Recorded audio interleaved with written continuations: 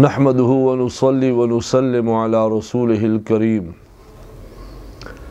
اما بعد بسم اللہ الرحمن الرحیم۔ میرے محترم مسلمان بھائیوں اور بہنوں، السلام علیکم ورحمۃ اللہ وبرکاتہ۔ آج بدھ کا دن 12 فروری اور بدھ کے بعد جمعرات کو 13 فروری ہوگا۔ 13 فروری غروب آفتاب سے طلوع صبح تک اس شب کو شب جمعہ تو کہا جاتا ہے کیونکہ جمعہ کی رات ہوگی، لیکن یہ شعبان کی 15ویں رات بھی ہے، اس کو شب برات کہا جاتا ہے۔ یہ وہ رات ہے جس میں اللہ تعالی جل جلالہ امن والہ لوگوں کو گناہوں سے پاک فرماتے ہیں۔ اس کے متعلق 10 صحابہ کرام رضی اللہ عنہم اجمعین سے احادیث مروی ہیں۔ ان میں سے ایک حدیث ام المؤمنین حضرت عائشہ صدیقہ رضی اللہ تعالی عنہا کی بھی ہے۔ آپ فرماتی ہیں کہ میں نے ایک رات 15ویں شعبان کو نبی کریم صلی اللہ علیہ وسلم کو نہیں پایا۔ میں نے تلاش کیا یہاں تک کہ میں جنت البقیع پہنچی۔ وہاں جناب نبی کریم صلی اللہ علیہ وسلم مجھے ملے تو آپ صلی اللہ علیہ وسلم نے فرمایا کہ آج کی رات 15ویں شعبان ہے، اس رات میں اللہ تعالیٰ جل شانہ آسمان دنیا پر نزول فرماتے ہیں، یعنی اللہ تبارک و تعالیٰ کی خصوصی رحمت دنیا کے آسمان کی طرف نازل ہوتی ہے اور اللہ تبارک و تعالیٰ خصوصی رحمت فرماتے ہیں۔ اور بنو کلب قبیلہ کی بکریوں کے بالوں جتنی کی تعداد سے بھی زیادہ گناہ معاف کرتے ہیں۔ ان دنوں بنو کلب ایک قبیلہ تھا جن کی بکریاں بہت زیادہ ہوتی تھیں، تو مثال اس کا دے دیا کہ ان کے جو ریوڑ ہیں بکریوں کے اور ان کے جو بال ہیں، ان بالوں سے بھی زیادہ تعداد میں لوگوں کو اللہ تبارک و تعالیٰ بخشتے ہیں۔ اور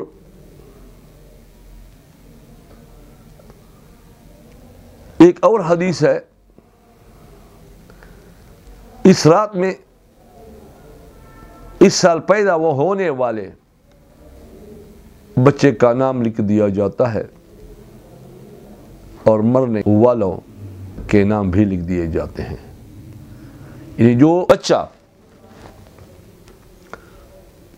اس شعبان سے 15 شعبان 1446 ہجری سے 14 شعبان کے آخر 14 شعبان 1447 ہجری کے آخر تک جو بچہ پیدا ہونے والا ہو اس کا نام بھی لکھ دیا جاتا ہے، اور جو مرنے والا ہو اس کا بھی نام لکھ دیا جاتا ہے۔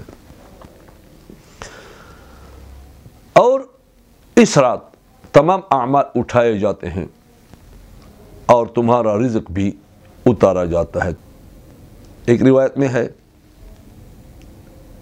کہ اس رات تمام مخلوق کی مغفرت کر دی جاتی ہے 7 افراد کے علاوہ، ان میں ایک مشرک ہے، ایک والدین کا نافرمان بھی ہے، تیسرا کینہ پرور ہے، چوتھا شرابی ہے، پانچواں قاتل، ساتواں ٹخنوں سے شلوار نیچے کرنے والا، نیچے لٹکانے والا، اور اسی طرح چغل خور بھی۔ ان 7 افراد کی اس عظیم رات میں بھی بخشش نہیں کی جاتی اور مغفرت نہیں کی جاتی جب تک کہ یہ لوگ اپنے جرائم سے توبہ نہ کریں۔ حضرت علی کرم اللہ وجہہ سے ایک روایت منقول ہے کہ اس رات میں عبادت کیا کرو اور دن کو روزہ رکھا کرو۔ اس رات سورج غروب ہوتے ہی اللہ تعالیٰ جل جلالہ امن والو اپنے بندوں کی طرف متوجہ ہوتے ہیں اور اعلان فرماتے ہیں، کوئی ہے جو گناہوں کی بخشش کروائے، کوئی ہے جو رزق میں وسعت طلب کرے، کون مصیبت زدہ ہے جو مصیبت سے چھٹکارا حاصل کرنا چاہتا ہو۔ تو ان احادیث سے ہمیں یہ پتہ چلا کہ قبرستان میں مرد جا سکتے ہیں اس رات، لیکن ایسا بھی نہیں کہ ایک آدمی قبرستان میں جاتا ہے اور ہر سال جاتا ہے، نہیں۔ نبی کریم صلی اللہ علیہ وسلم سے پوری زندگی میں آپ صلی اللہ علیہ وسلم کی حیات طیبہ میں صرف ایک رات ثابت ہے، لہٰذا ایک رات اگر کوئی نبی کریم صلی اللہ علیہ وسلم کی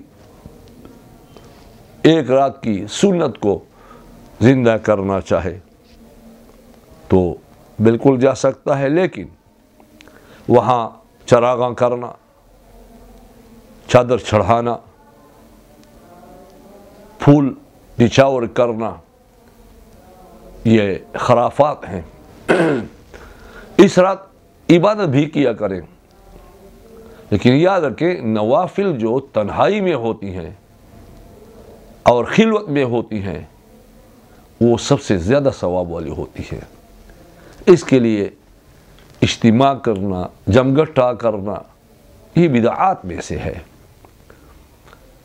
اسی طرح حلوے پکانا، مٹھائی تقسیم کرنا وغیرہ یہ بدعات میں سے ہے۔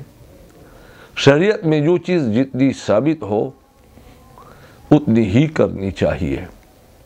اللہ تبارک و تعالی ہمیں دین میں افراط و تفریط سے محفوظ رکھے، اور اللہ تبارک و تعالی قرآن و سنت کے مطابق ہمیں چلنے کی توفیق عطا فرمائے۔ وآخر دعوانا ان الحمد للہ رب العالمین۔